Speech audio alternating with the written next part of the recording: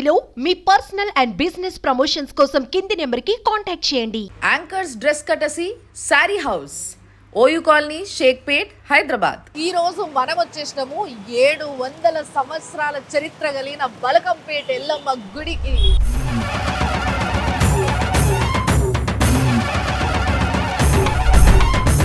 యాటలు పోసేటందుకు యాటలు తెచ్చిర్రు. అసలు సారలు, వడి బియ్యము, చీరలు అసలు చెప్పాల్సిన అవసరం లేదు తెలుసా. అసలు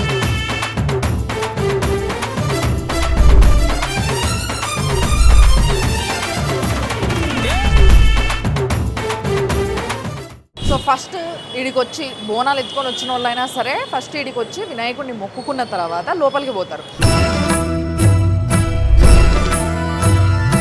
గుడి లోపలికి రాగానే రైట్ సైడ్ ఏంటంటే ఇక్కడ మొత్తం ముడుపులు కడతారు, కొబ్బరికాయలు కొడతారు.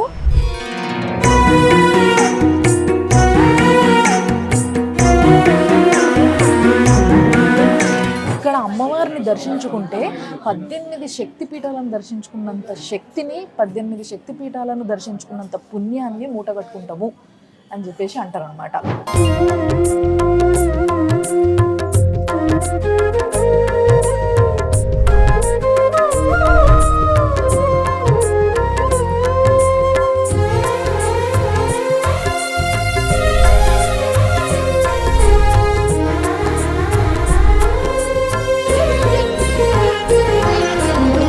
కలియుగమెటులైనా కలియుగమెటులైనా కలదుగాని కరుణ. నమస్తే, వందేళ్ల ఆలయం సనాతన వైభవానికి స్వాగతం. Sponsored by Sharma gold company. ఈ రోజు మనము బోనాల పండగ సందర్భంగా ఆషాఢ మాసంలో బోనాల పండగ జరుపుకుంటున్నాం కాబట్టి ఈ రోజు మనం వచ్చేసినాము 700 సంవత్సరాల చరిత్ర కలిగిన బలకంపేట ఎల్లమ్మ గుడికి. మరి బలకంపేట ఎల్లమ్మ గుడి అని అంటే ఎంతమంది మనస్ఫూర్తిగా నమ్ముతారో ఆ అమ్మవారిని, ఎంతమంది కోరికలు తీర్చిందో ఆ అమ్మవారు, అది వీడికి వచ్చి చూడంగానే తెలిసిపోతుంది తెలుసా. చూడుండ్రి కావాలంటే గుడి చుట్టూ ఎక్కడెక్కడి నుంచో దూరం నుంచి వచ్చిన వాళ్ళు ఎక్కడ జాగ దొరికితే అక్కడ కొంచెం పరిశుభ్రత వేసేసుకొని కొంచెం అట్లా పవిత్రం చేసుకుని ఆ జాగని అక్కడనే బోనాలు కూడా తయారు చేసిస్తారు. చూడండి అక్కడ ఇప్పుడు గుడి లోపల పోతున్నాము. ఇగో బోనాలు చూసిర్రా, ఎక్కడెక్కడి నుంచో బోనాలు ఎత్తుకొని వచ్చి ఇగో యాటలు పోసేటందుకు యాటలు తెచ్చిర్రు. ఇట్లా మొత్తం కోళ్ళు, యాటలు, బోనాలు, అసలు సారలు, వడి బియ్యము, చీరలు అసలు చెప్పాల్సిన అవసరం లేదు తెలుసా. అసలు లెక్క పత్రం లేకుండా ఎంతో మంది జనాలు, దాదాపుగా ఈ ఆషాఢ మాసంలోనే ఒక 5 లక్షలకు పైగా జనాభా వస్తారంట. సో ఇప్పుడు మనం లోపల పోయి మొక్కుందాం. ఇక్కడ చూసి కదా శాఖ పెడతారు అన్నట్టు. ఇట్లా అంటే మామూలుగా అమ్మవారికి శాఖ పెట్టడం అనేది తెలంగాణలో పద్ధతి. కొంతమంది కళ్ళు శాఖ పెడతారు, కొంతమందికి ఎవరికైతే కళ్ళు శాఖ పెట్టేటోళ్ళు కాదో వాళ్ళు ఏం చేస్తారంటే కొంచెం నీళ్ళల్లో జరంతా పెరిగేసుకొని సలవ అన్నట్టు ఆ శాఖ పెడతారనమాట. యాపాకేసుకొచ్చి ఏ గుడికైనా ముందుగా పోగానే మనం చేసేది ఏంది, వినాయకుడిని దర్శించుకోవడం. సో ఇట్లా ఎంటర్ కాగానే లెఫ్ట్ సైడ్లో ఫస్ట్ ఈడ వినాయకుడు ఉంటాడు. ఆ వినాయకుడిని మొక్కుకొని మనం లోపల పోదాం.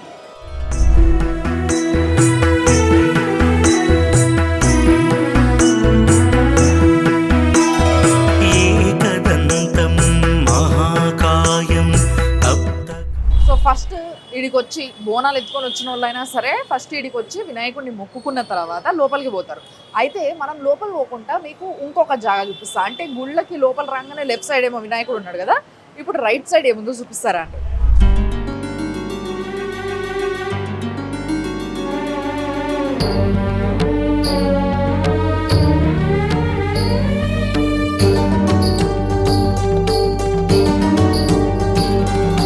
శాంకరీ భవాని మహిషాసురమర్దని కింకరార్తి ప్రశమని గిరిజా కపర్దిని. శాంకరీ భవాని మహిషాసురమర్దని కింకరార్తి. గుడి లోపలికి రాగానే రైట్ సైడ్ ఏంటంటే ఇక్కడ మొత్తం ముడుపులు కడతారు, కొబ్బరికాయలు కొడతారు. ఇంకొకటి ఏంటి అని అంటే మంగళవారం రోజు లేదా ప్రతిరోజు మామూలుగా ఒకవేళ వీలుబాటు చేసుకోగాని కలిగితే ఎవరైనా వీలు చేసుకొని రాగలిగితే ప్రతిరోజు వచ్చి ఈడ గండకాలంలో దీపాలు పెడతారు. చూసాను రావుకాలం దీపాలు అంటారు. మధ్యాహ్నం 3 గంటల నుంచి ఉంటుంది, అది 3:40 నుంచి 4 గంటల వరకు అట్లా ఉంటుంది ఒక టైము. ఆ టైంలో రావుకాలం దీపం పెట్టేటందుకు చాలా మంది వస్తారు. మంగళవారం రోజు అయితే ఈడ ఇంత జాగా దొరకదు తెలుసా, అసలు దీపం పెడదామన్నా జాగా దొరకదు. అప్పుడు నిమ్మకాయ దీపాలు తీసుకొచ్చి కొంతమంది 5 పెట్టిపోతారు, కొంతమంది 9 పెట్టిపోతారు, కొంతమంది 21 పెడతారు, అట్లా ఇష్టం వచ్చిన కొంతమంది 51 పెడతారు. అట్లా ఒక్కొక్క వారం వచ్చి అమ్మవారికి కోరికలు కోరుకొని ప్రతి వారము ఈడ రావుకాల దీపం పెట్టి పోతుంటారు అనమాట. ఇక చూసారు కదా, ఇట్లా చాలా మంది ముడుపులు కడతా ఉంటారు వాళ్ళ కోరికను కోరుకొని. ఈ పలానా కోరిక ఆ పలానా కోరిక అని లేకుండా మొక్కిందల్లా తీర్చగలిగే శక్తి ఉన్న అమ్మవారే ఈ రేణుక ఎల్లమ్మ తల్లి. సో ఇక్కడ కూడా అమ్మవారి ఫోటో అవన్నీ పెట్టుంటారు. సో అక్కడనే కొబ్బరికాయలు కూడా కొడుతుంటారు.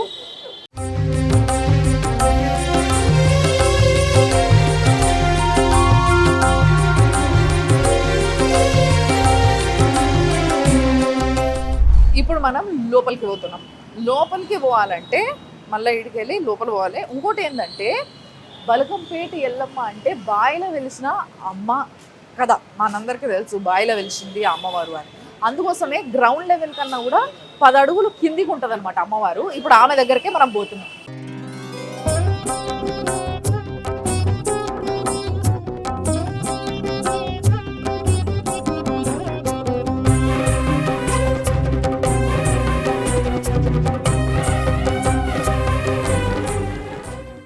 రేణుకెల్లమ్మ గుళ్ళు కూడా మనం చాలా చూస్తాం మన గ్రామాలలో, చిన్న చిన్న ఉంటాయి.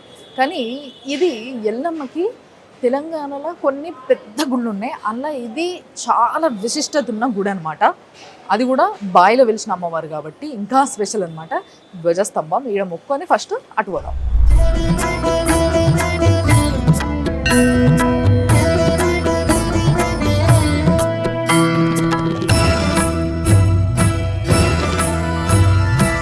ఇక చాలామంది ఏం చేస్తారంటే మీదికి వెళ్ళి లైన్ కడతారు.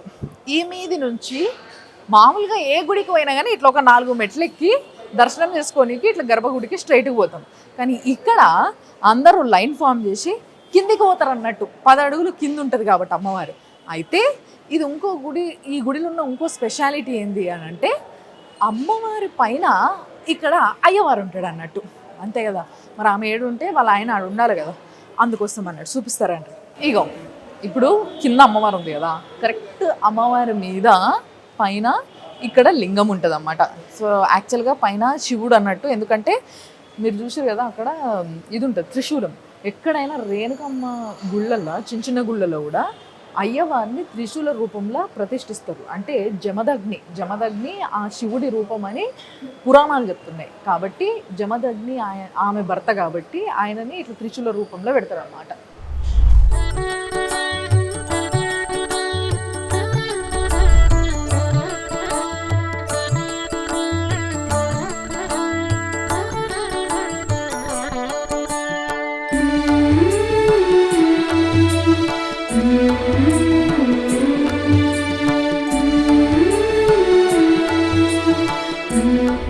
ఎంత చల్లటి కడుపు గల్ల తల్లి అంటే ఈమె, ఆ శ్రీ విష్ణుమూర్తినే కడుపున గన్న రేణుకెల్లమ్మ తల్లి.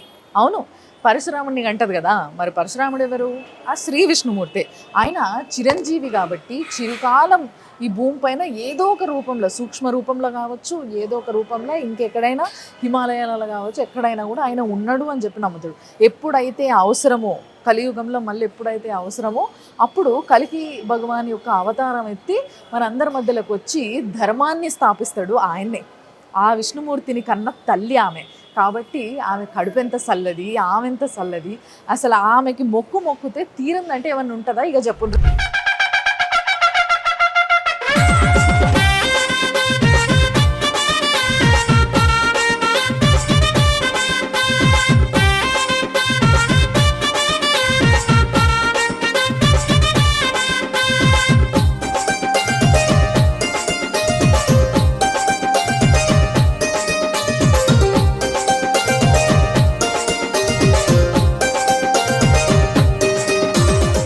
ఈ అమ్మవారి యొక్క చరిత్ర ఏంది అనేది ఒకసారి మనం చెప్పుకుందాం. అయితే ఈ అమ్మవారు బాయలు ఉంటుందన్న ముచ్చట మనం ఇప్పటికి 2 సార్లు చెప్పుకున్నాం కదా. అయితే ఈ అమ్మవారు ఈ జాగ ఏదైతే బల్కంపేట ఉందో, ఈ బల్కంపేట అనే ఒక ఊరు అసలు హైదరాబాద్ అనే ఒక నగరము స్థాపించక ముందు నుంచి ఉన్న ఊరు అనమాట. అయితే ఈ ఊర్లో ఎక్కడెక్కడో దూరం ఇల్లులు ఉండేవి, మొత్తం మీద అంతా పొలాలే ఉండేవట. ఆ పొలాలల్లా ఇది ఒక రైతు పొలం అన్నట్టు. అంటే ఇప్పుడు ఈ జాగ మనం నిలబడ్డ జాగ అంతా కొన్ని వందల సంవత్సరాల కింద రైతు యొక్క జాగ. అంటే ఆయన ఈడ పొలం వేసుకునేటోడు. ఆ పొలం వేసుకున్న రైతుకి ఒక రోజు బాయిలా, అంటే ఇప్పుడు మనం పొలంలో ఇప్పుడు అంటే మోటార్లు వేసుకుంటున్నాం, అప్పుడు బాయిలు ఉండేటివి కదా. సో అట్లా బావి ఉండేది అన్నట్టు. ఆ బాయిలా ఏందబ్బా ఏదో రాయిలా వచ్చింది. ఒక స్టేజ్లో నీళ్ళు తోడుతుంటే బాయిలా రాయిలాగా తగిలిందంట. ఆ రాయి ఏంది, సరే తీద్దామా అని చెప్పి చూస్తే, కొంచెం గట్టిగా పరీక్షించి చూస్తే దానిపైన ఉన్నది ఆ అమ్మవారు అన్న విషయాన్ని గ్రహించిండు. అంటే అమ్మవారి రూపం ఉన్నది, మరి ఏ అమ్మవారో ఏందో ఏం తెలుస్తలేదు అని చెప్పేసి శివశక్తుల్ని పిలిపించిండంట. శివశక్తులు తెలుసు కదా, ఇప్పుడు కూడా చాలామంది శివశక్తులు ఈ గుడికి ప్రతిసారి బోనం తీసుకొని వస్తూ ఉంటారు. సో అట్లా శివశక్తుల్ని పిలిపిస్తే వాళ్ళు చూసి వాళ్ళు గుర్తించిండ్రంట, ఓ ఇది రేణుకెళ్ళమ్మ తల్లి, ఈ తల్లికి పూజలు చేద్దాము, ఈ తల్లి అందరినీ చల్లగా చూస్తుంది అని చెప్పేసి వాళ్ళు చెప్పంగా అప్పుడు పూజలు చేసుడు మొదలుపెట్టిరట.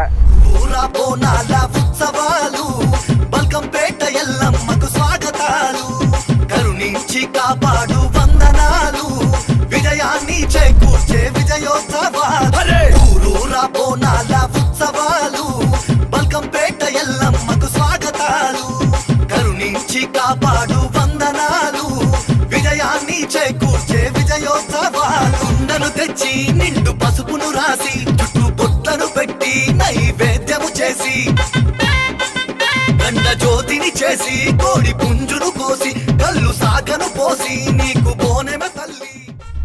ఇక బాయి కొనాకి ఫెన్సింగ్ లా ఉంటుంది కదా, దాని బయట నిలబడి ఇంతకుముందు పూజలు చేసేటోళ్ళట. కానీ దాని తర్వాత మెల్లమెల్లగా ఒక చిన్న గుడి కట్టిర్రట.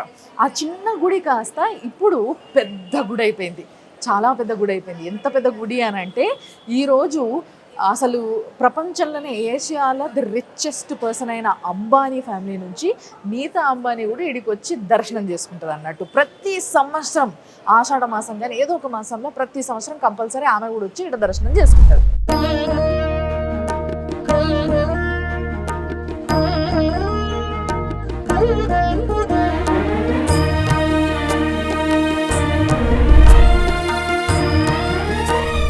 పూజలు మొదలుపెట్టారు. పూజలు మొదలుపెట్టినప్పటి నుంచి ఏ మొక్కు మొక్కినా ఆమె తీర్చుడు మొదలుపెట్టింది అన్నట్టు. ప్రతి ఒక్కరి కోరిక, అది ఆరోగ్యానికి సంబంధించిన, పెళ్ళికి సంబంధించిన, పిల్లలకి సంబంధించిన, సంసారానికి సంబంధించిన, ఇంకా ఏ సమస్యకి సంబంధించిన ఆయురారోగ్య ఐశ్వర్య అభివృద్ధి ఆనందాలను అన్నింటినీ కలగజేసే తల్లే ఈ రేణుకెళ్ళమ్మ తల్లి. జగత్తుని ఏలే తల్లే ఈ రేణుకెళ్ళమ్మ తల్లి. అందుకోసమే ఈ అమ్మవారికి ఇన్ని పూజలు, బోనాలు, అసలు పొట్టేళ్ళు, అసలు ఏమి లేదని చెప్పాలి. మంచి ఆమె ఒడి నింపేటందుకు ఎంతోమంది ఆడపడుచులు వస్తూ ఉంటారు ప్రతి సంవత్సరం వీడికి. ముఖ్యంగా మంగళవారము, బేసారము, ఆదివారం మాత్రం అసలు కాలు పెట్టడానికి జాగ ఉండదు అనమాట.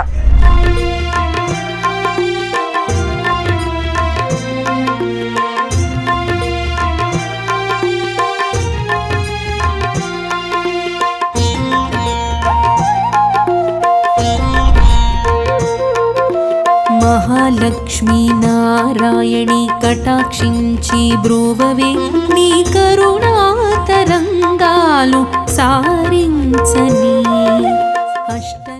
అమ్మవారి గర్భగుడి చుట్టూ అంటే అమ్మవారి యొక్క అవతారాలు ఉంటాయి కదా, కాళికామాత కానీ, రాజరాజేశ్వరి కానీ, రేణుకెళ్ళమ్మ కానీ, లేకపోతే బాలత్రిపుర సుందరి కానీ, కౌమారి కానీ, అసలు ఎన్ని అమ్మవారి రూపాలు ఉన్నాయో అవన్నిటినీ కూడా గుళ్ళ మొత్తం అమ్మవారి రూపాలే తెలుసా.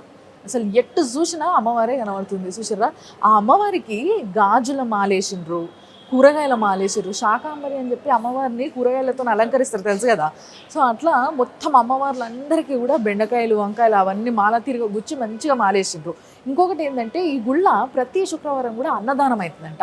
దానికి ప్రతి ఒక్కరూ వచ్చిన వాళ్ళందరూ కూడా ఎంతో అంత వాళ్ళకి తోచినంత అన్నదానానికి డొనేట్ చేసి పోతారనమాట. కానీ ప్రతి శుక్రవారం ఇక్కడికి వచ్చిన ప్రతి ఒక్కరూ, వాళ్ళు హై క్లాసా లో క్లాస్ అనే సంబంధం లేకుండా ప్రతి ఒక్కరికి సమానంగా భోజనం పెడతారంట శుక్రవారం రోజు ఒక్కరోజు.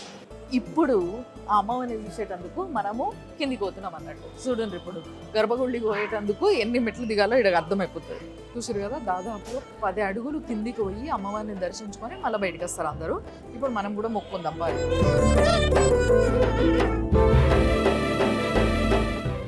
మంత్రాలు వినబడుతున్నాయి చూసారా.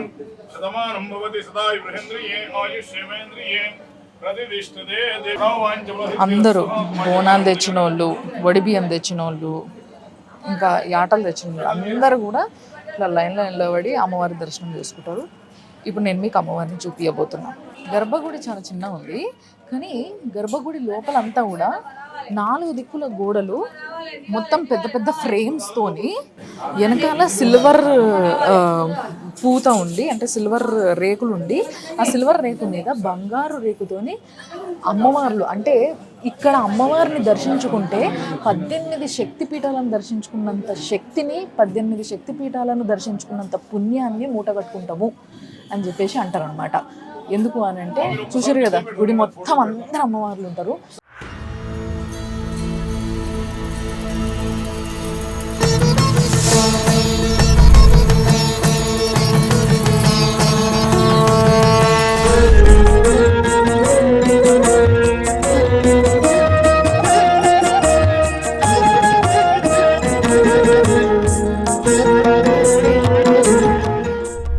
బంగారు తల్లి ఎంత బాగుందో చూడండి.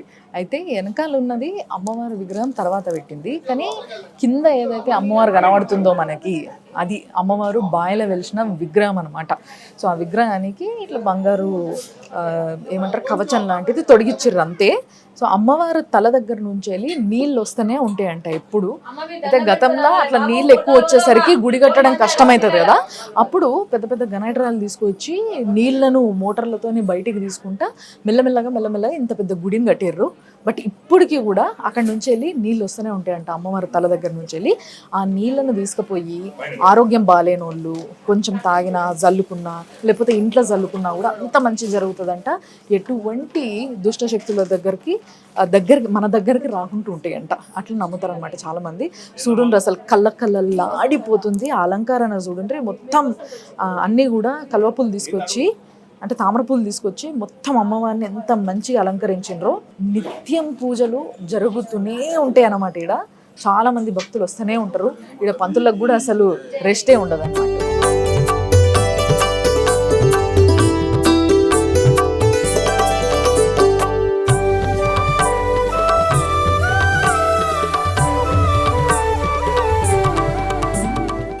నమస్తే నమస్తే నమో నమః.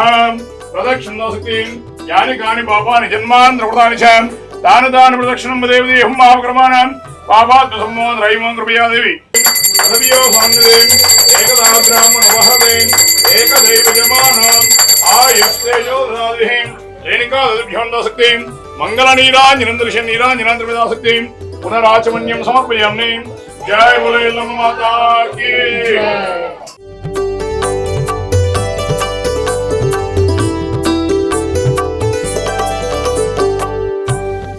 ఏకదా బ్రాహ్మణ మహతే విజమానం వాయస్తేజోదిహం దృష్టం సమాహోమ్యాం తాం మరణస్మన్యః వయందనాన హృదయసం యస్ర వరాజి దాసో ప్రళయంతాం.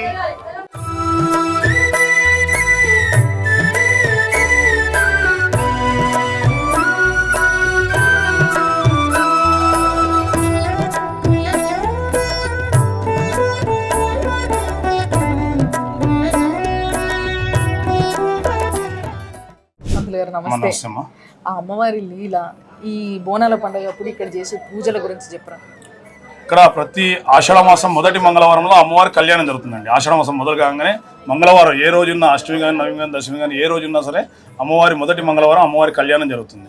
ముందు రోజు ఎదుర్కోలు జరుగుతాయి, మంగళవారం రోజు కళ్యాణం జరుగుతుంది. దాని తర్వాత బుధవారం రోజు రథోత్సవ కార్యక్రమం జరుగుతుంది. సాయంత్రం 6 గంటల నుంచి రాత్రి 12 గంటల వరకు రథోత్సవ కార్యక్రమం జరుగుతుంది. శ్రావణ మాసంలో కూడా చాలా మంది బోనాలు తీసుకొస్తారు. వస్తారండి. ఇక్కడ నిత్యం ప్రతి ఆదివారం మంగళవారం ఎప్పుడైనా సరే బోనాలు తీస్తూనే ఉంటారండి. కొన్ని చోట్ల ఏంటంటే బోనాల పండుగ రోజు ఏదన్నా విశేషం రోజు తీస్తారు. ఇక్కడ ప్రతి ఆదివారం మంగళవారం ప్రతి రోజు బోనాలు తీస్తూనే ఉంటారండి. అంటే అది మాఘమాసమైనా ఏ రోజైనా ఏ మాసమైనా సరే ప్రతి నిత్యం ఆదివారం మంగళవారం శుక్రవారం ఇక్కడ అమ్మవారి ప్రత్యేకత. ఇక్కడ అమ్మవారి ఇదంతా పూర్వం బావి ఉండేది, బావిలో అమ్మవారు పడుకున్నట్టుగా వెలిసి ఉంటుంది. పొద్దున 4 గంటలకు అభిషేకం చేసి ఇట్లా రోజుకు ఒక ప్రత్యేక అలంకారం చేస్తూ ఉంటాం అన్నమాట. ఓకే, కానీ నిజంగా అమ్మవారిని చాలా బాగా అలంకరించింది. చాలా మంది భక్తులు వస్తారు. యోవైతాం బ్రహ్మణో వేదామృతేనామృతామృతస్మై బ్రహ్మజ బ్రహ్మాజ ఆయ కీర్ణాసక్తి రేణుకా దదుభ్యోందాసక్తి. హరి ఓం. అద్య పూర్వోదన ఏవం గుణ విశేషమిష్టాయాం శుభదిదౌ శ్రీమాన్ సమత్రపవస్యాం. గోత్రం మీరు చెప్పండి. మూలకుల గోత్రం, మూలకుల గోత్రపోస్యాం శ్రవణ్ రమ్య, శ్రవణ్ రమ్యానం దిశ్యాం చండీశ్వర గోత్రం, చండీశ్వర గోత్రపోస్యాం మధుసూదన్ ప్రతిభ. మధుసూదన ప్రతిభానం దిశ్యాం అంతే. ఓం బ్రహ్మాత్మికే నమః ఓం వాచవ్యే నమః ఓం పద్మలయాయ నమః ఓం శుచ్యే నమః ఓం స్వాహాయ నమః ఓం సుధాయ నమః ఓం కృపయాదేవి శరణాగతవస్తాంగిదాధరంగాస్తే త్వమేవ శరణస్మాకరణ్యోన రక్ష రక్షో జనార్దన శ్రీ మహాకాళి మహాలక్ష్మి జై బోలో ఎల్లమ్మ మాతా కీ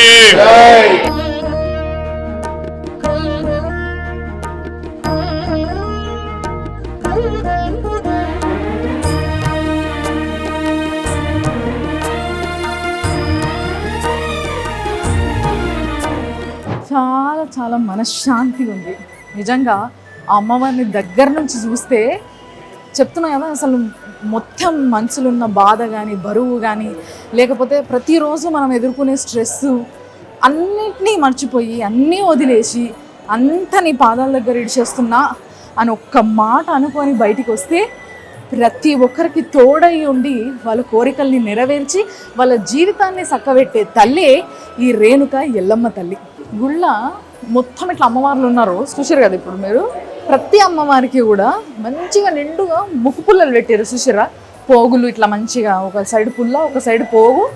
ఎన్ని విగ్రహాలు ఉన్నాయి అన్ని విగ్రహాలకి అమ్మవార్లకు మొత్తం ముక్కు పుడకలు పెట్టారు మంచిగా. అసలు ఎంత అందం కొడుతున్నాయంటే ఫేసులు. చాలా చాలా బాగుంది అమ్మవారిని చూస్తుంటే. ఇప్పుడు ఈ గుళ్ళ నుంచి వెళ్ళి ఇట్లా పక్కకి ఇదంతా కూడా తర్వాత ఎక్స్టెండ్ చేశారు అన్నట్టు గుడి.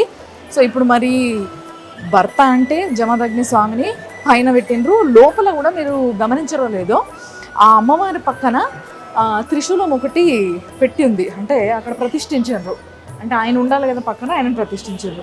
తర్వాత ఇప్పుడు ఈ పక్కన ఉన్న గుడి దగ్గరకు వచ్చినాం అనమాట. ఆడ దర్శనం కాగానే అందరూ ఇక్కడికి వస్తారు. ఇక్కడ పోచమ్మ తల్లిని దర్శనం చేసుకుంటారు. సో పోచమ్మ తల్లి అంటే కూడా మీకు తెలుసు కదా, గ్రామ దేవతలు చాలా పవర్ఫుల్ అంటారు. సో ఎల్లమ్మ తల్లి, పోచమ్మ తల్లి ఇట్లా చాలామంది అమ్మవార్లు వీళ్ళంతా 7 అక్కచెల్లెళ్ళు అని చెప్పేసి అనుకుంటా ఉంటారు అన్నమాట. సో ఈడ కూడా అమ్మవారిని మొక్కొని అటుపోదాం.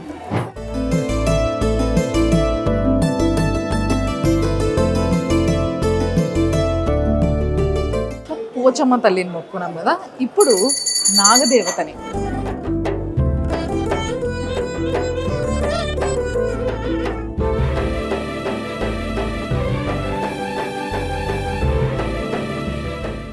ఇప్పుడు ఫస్ట్ ఇది ఏం చేస్తారంటే అందరూ బోనాలు ఎక్కిస్తారు కదా అమ్మవారికి. ఆ బోనం కోసం అంటే ఆ బోనంలో అమ్మవారికి తెచ్చిన నైవేద్యాన్ని ఈడ కొంచెం పెట్టి పోతారు అన్నమాట. సో దట్ అందరూ వచ్చిన వాళ్ళు భక్తులు అందరూ కూడా జరంతా అమ్మవారికి పెట్టిన ఆ బోనం నైవేద్యాన్ని ప్రసాదం కింద తీసుకుంటారు.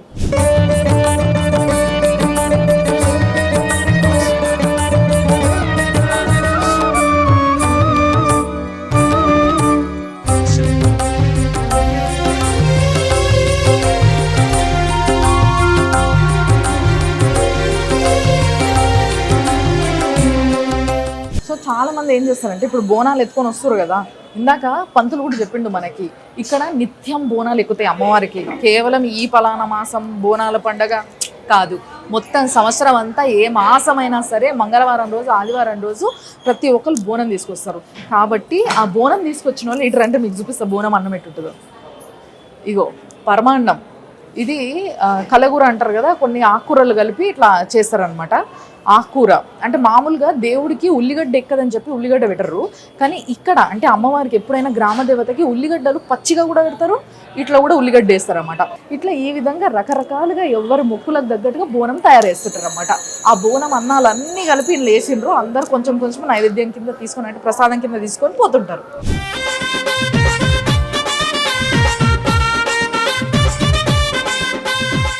అయితే ఇక్కడ మండపం అయితే చూసారు కదా, మొత్తం అంతా కూడా గోల్డ్ ఫినిషింగ్తోని చుట్టూ అద్దాలే, మొత్తం కింద మీద అంతా కూడా అద్దాలే. మంచి లైటింగ్ కూడా పెట్టిర్రు, ఫుల్ లైటింగ్తోని అమ్మవారిని ఉయ్యాలల్లో పెట్టిర్రు అనమాట. ఎప్పుడైతే ఆమెకి పవలింపు సేన అని చెప్పేసి ఇట్లా పవలింపు సేవ చేస్తారు కదా, అప్పుడు ఈ ఉయ్యాల ఊపుకుంటా అమ్మవారికి మంచి భజనలు చేసుకుంటా పాటలు పాడుకుంటా ఆమెని నిద్ర పురుస్తారు అన్నట్టు.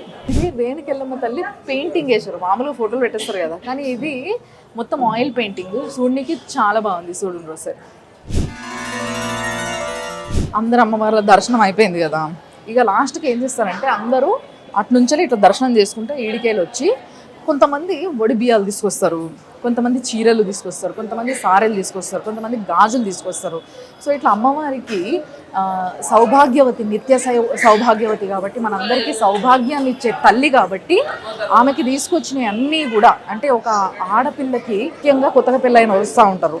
సో ఇట్లా ఆషాఢ మాసంలో కానీ లేకపోతే ఏ మాసంలో కానీ శ్రావణ మాసంలో కానీ ఆడపిల్లలు వచ్చినప్పుడు వాళ్ళకి ఆషాఢ మాస పట్టి అని లేకపోతే శ్రావణ మాసం పట్టి అని చెప్పేసి ఇట్లా సారాలు పెడుతుంటారు కదా. అట్లనే అమ్మవారికి సౌభాగ్యవతి కాబట్టి ఆమెకి అన్ని చీరలు, నగలు ఏమేమి తేవాలనుకుంటారో వాళ్ళు ఇష్టంగా, అంటే మనస్ఫూర్తిగా ఏమేమి తేవాలనుకుంటారో అన్నిటినీ కూడా ఈడ సమర్పిస్తారు.